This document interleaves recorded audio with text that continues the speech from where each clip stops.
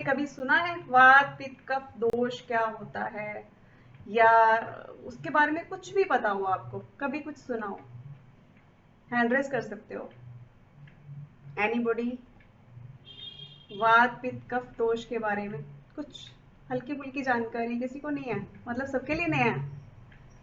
Great great great. चलिए बहुत बढ़िया, फिर तो ये सबके काम का है। अपने नोट्स बना लीजिए साथ में, तो काम आएंगे हमारे बहुत सारे। तो आयुर्वेदा के अकॉर्डिंग वात पित्त कफ दोष कब बनता है? ये बॉडी में तीनों चीजें होती हैं। ये दोष कब बनता है? जब कोई ये तीनों ये बैलेंस में नहीं हो। वात बहुत ज्यादा बढ़ जाए, कफ बहुत ज्यादा बढ़ जाए, पित्त बहुत ज्यादा बढ़ जाए, तो ये दोष बन जाता है। अदरवाइज तीनों की जरूरत है बॉडी के अंदर, राइट? अब कैसे पहचान करें वात क्या होता है, पित्त क्या होता है, कफ क्या होता है? वात का मतलब होता है वायु। क्या हवा चाहिए हमारे आसपास? उसके बिना सांस कैसे लेंगे? ऐसे ही जो चीज बाहर हमें दिखाई देती है वो हमारे बॉडी के अंदर भी होती है। यस, वायु अंदर भी होती है। अगर अंदर वायु नहीं होगी तो अंदर के प्रोसेसिंग में भी प्रॉब्लम आएगी। अगर वायु प्रॉपर नहीं होगी तो सुबह हम फ्रेश नहीं हो पाएंगे सही तरीके से, क्योंकि वायु ही वो फोर्स लाती है अंदर जो प्रेशर बनाने का काम करता है, राइट? तो ये था हमारे अंदर वायु का फंक्शन। जरूरत से ज्यादा होगी तो क्या होगा? हमारे घुटनों में प्रॉब्लम, जॉइंट्स में प्रॉब्लम, स्टिफनेस आ जाना, राइट? क्योंकि बॉडी की प्रॉपर उसमें मूवमेंट में गड़बड़ी है कहीं ना कहीं, तो वो वायु दोष कहलाता है। दूसरा है हमारा कफ दोष। अब कफ क्या चीज होती है? कफ को हम कह सकते हैं उसमें कि चिकनाई से उसको रिलेट कर सकते हैं। चिकनाई का फंक्शन क्या है? बॉडी को मतलब कि स्मूथनेस देना, राइट? तो अगर चिकनाई प्रॉपर नहीं होगी, एक्स्ट्रा होगी, तो हमारे अंदर, याद है कभी खांसी के साथ बलगम बाहर आती है? आती है, बच्चों के बहुत ज्यादा होती है, क्योंकि बच्चों को हम ऐसी चीजें देते भी बहुत हैं। ऐसा नहीं कि उनको देना नहीं है, उनकी बॉडी की रिक्वायरमेंट है उस टाइम की, लेकिन बैलेंस कैसे करना है वो भी हमें आना चाहिए, राइट? तो कफ को रिलेट करेंगे हम। आपको बड़ी इजीली समझ में आ गया कि कफ दोष कब बन जाता है, जब जरूरत से ज्यादा हो। खांसी जुकाम की बच्चों को जैसे प्रॉब्लम होती है, तो कफ से रिलेट कर सकते हैं। पित्त दोष क्या होता है? पित्त का मतलब होता है गर्मी। जिसकी बॉडी में एसिडिटी बहुत ज्यादा बनती है, गर्मी बहुत ज्यादा फील करता है, गर्मियों में बहुत ज्यादा गर्मी लग रही है, इसका मतलब वो पित्त दोष बन जाता है।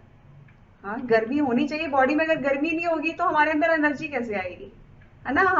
हम लेजी हो जाएंगे अगर बॉडी में प्रॉपर गर्मी नहीं होगी। तो अगर ज्यादा होगी तो हमें ये समस्याएं आने वाली हैं, एसिडिटी टाइप जो भी है, राइट?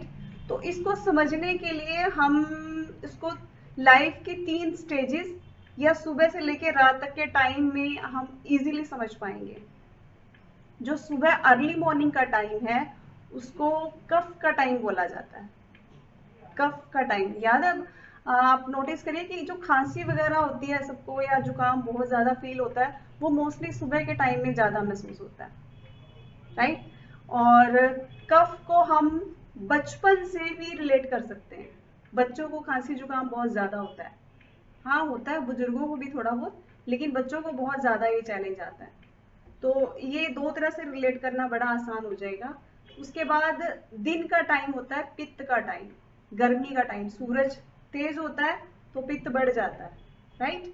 और इसी तरह से हमारा जो यंग टाइम होता है, यंग लेवल होता है, एज का यंग जो फोर होता है, मतलब वो होता है हमारा पित्त का टाइम।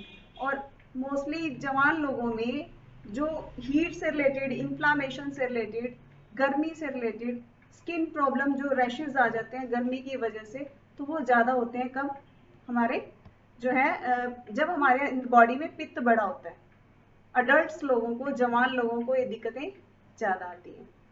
तीसरा हमारा जो शाम का टाइम होता है वो होता है हमारा वात का टाइम। बुजुर्गों को ज्यादा नीज में प्रॉब्लम, स्टिफनेस की प्रॉब्लम रात के टाइम ज्यादा घेरती है, राइट? और इसी तरह से हम कहें कि इवनिंग के टाइम में, दोनों को मैंने बता दिया, एज वाइज भी वात की दिक्कतें, वायु की दिक्कतें ज्यादा आती हैं।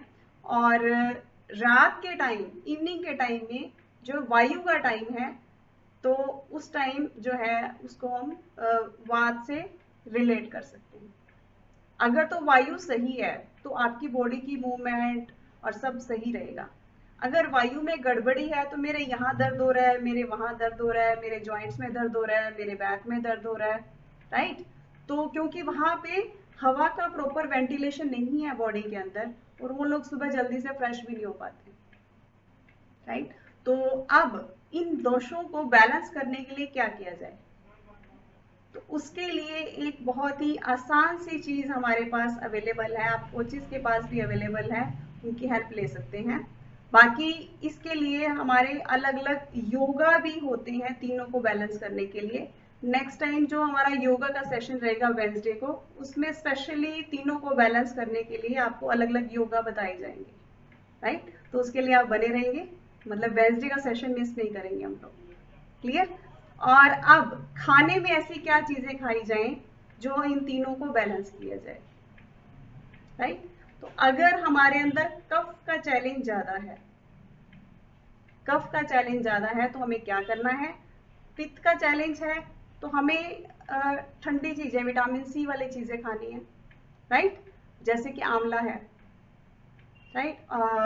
अभी इस मौसम में जो खट्टे व रसदार फल हैं, बहुत काम की चीजें हैं हमारे पित्त को बैलेंस करने के लिए, राइट।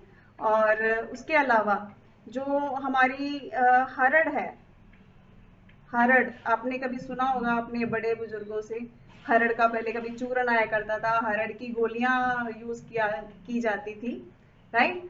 तो ये जो है हमारे जो है वात को बैलेंस करने में हेल्प करती है, राइट। वायु को बैलेंस करने में हेल्प करती है।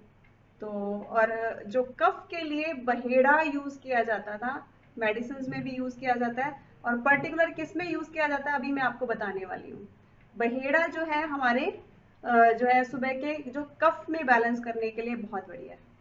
अब ये सारी चीजें एक साथ हम ले सकते हैं, हमारे पास एक जबरदस्त फॉर्मूला है जो आपके कोचेस के पास अवेलेबल है त्रिफला के रूप में। अब आप कहेंगे मैडम त्रिफला तो पहले भी चूरन में हम लोग लेते हैं, हमारे तो सूट ही नहीं करता, हमारे तो लूज मोशन लग जाते हैं। ऐसे ऐसे केसेस मैंने देखे हैं कि सूट नहीं करता कईयों को, तो फिर क्या किया जाए? तो हमारे पास जो त्रिफला हमारे जो आपके कोचेस के पास है, उसमें क्या है, उसका कंसंट्रेट फॉर्म मतलब असर ज्यादा, मात्रा कम, प्योरिटी बढ़िया, और आपको इतनी ही मात्रा में दिया जाएगा जो आपकी बॉडी को नुकसान ना करे। तीनों की रेशो 1:1 डाली हुई है, 1:1 में। तो क्या होगा, कोई भी चीज एक्स्ट्रा नहीं है, आंवला भी है उसमें, हरड़ भी है और बहेड़ा भी है, और प्योर फॉर्म में है, आपको किसी तरह के नुकसान की कोई संभावना नहीं है। आप लें या नहीं लें, उसके लिए आपको क्या करना है, आपको चेक करना है आपको ऐसी कोई प्रॉब्लम है क्या नहीं। सबसे पहले अगर आपको डाइजेशन से रिलेटेड प्रॉब्लम आ रही है तो आप ले सकते हैं, ले नहीं भी है तो भी ले सकते हैं। उसके आगे भी मैं स्टेप्स बताऊंगी कि अगर नहीं भी है तो क्यों लेना है। नेक्स्ट है ये हमारे जो है रीजनरेट, यानी रसायना बोलते हैं इसको आयुर्वेद की भाषा में, यानी कि बॉडी को नया करता है, नरोआ करता है, दोबारा से उसको अपने काम के लिए रेडी करता है, रीजनरेट करता है, राइट। तो मतलब कि जैसे मैंने कल बताया ना सेल एक्टिवेटर के बारे में, सेम ऐसा ही कुछ इसका फंक्शन है कि दोबारा से बॉडी को रिचार्ज कर देता है, नया बना देता है। तो आप इसकी हेल्प ले सकते हैं। तीसरा, ये एंटीऑक्सीडेंट भी है, टॉक्सिन्स को बाहर निकालता है, सिर्फ कब्ज के लिए नहीं, अंदर जो अलग से टॉक्सिन्स भी हैं उसको रिमूव करने में, जो हमारे अंदर बॉडी में सिर्फ हमें तंग कर रहे हैं, हमें कोई फायदा नहीं दे रहे, यानी कि गंदगी है किसी तरीके की, तो गंदी से मतलब पुरानी से पुरानी चीजें गंदगी वाली वो बाहर निकालने में आपकी हेल्प करेगा। तो बहुत बढ़िया एंटीऑक्सीडेंट का काम करता है। और इसके अलावा और क्या फायदे हैं इसके? उसके फायदे हैं कि आपके वेट गेन के प्रोसेस को भी अच्छा कर सकता है, आपके वेट लॉस प्रोसेस को भी अच्छा कर सकता है, और आपको जो फूड आप खा रहे हो बढ़िया से बढ़िया उसको लगाने में भी हेल्प कर सकता है। इसका बहुत